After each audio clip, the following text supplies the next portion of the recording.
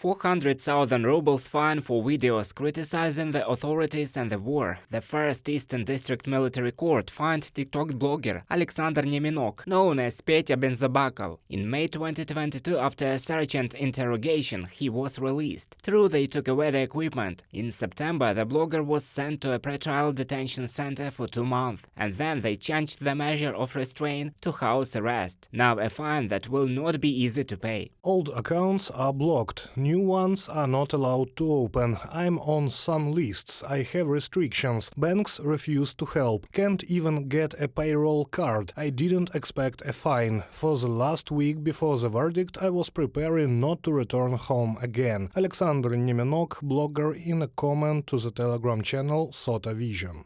A draft law on the deprivation of citizenship due to a conviction for crimes qualifying as a threat to national security was submitted to the State Duma for consideration, writes the OED info resource. Citizenship can be deprived, for example, for desertion, for discrediting the armed forces of the Russian Federation, and for inciting extremism. Human rights activists say that the bill does not comply with the European Convention, which prohibits the deprivation of citizenship of persons for whom it is the only one. The convention also prohibits abuses in this matter, while the Russian bill is aimed at depriving the citizenship of objectionable and is a repressive measure.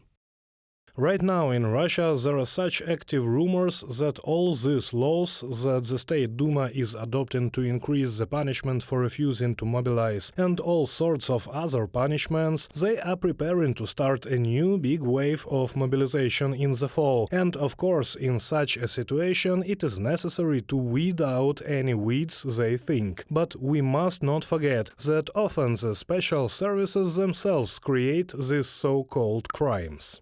The Chelyabinsk Regional Court sentenced local resident Sergei Korneyev to 2 years in a penal colony in the case of calls to sabotage the mobilization, and the Krasnodar Regional Court sent Alexander Semryakov to 6 years in prison because of the posts about the killings of civilians by the Russian military in Ukraine. The reason for the persecution of the man was his publications that Russian troops attacked a maternity hospital and a drama theater in Mariupol, and also committed mass slaughter of civilians in Ukraine, including killing 260 people in the small town of Bucha, from the Over-the Info publication.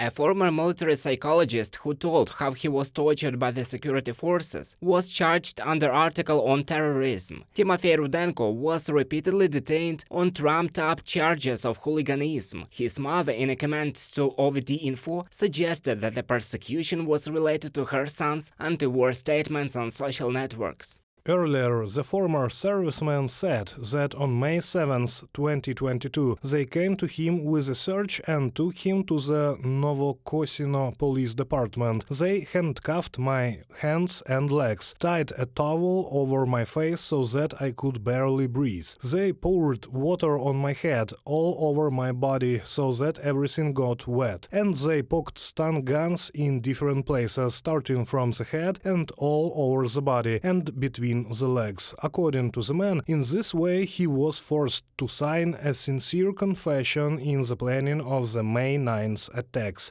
from the Over the Info publication. In the coming weeks, 68 political criminal courts are expected in Russia. Reported by Roman Smoler, Angelika Brushnevska, UATV News.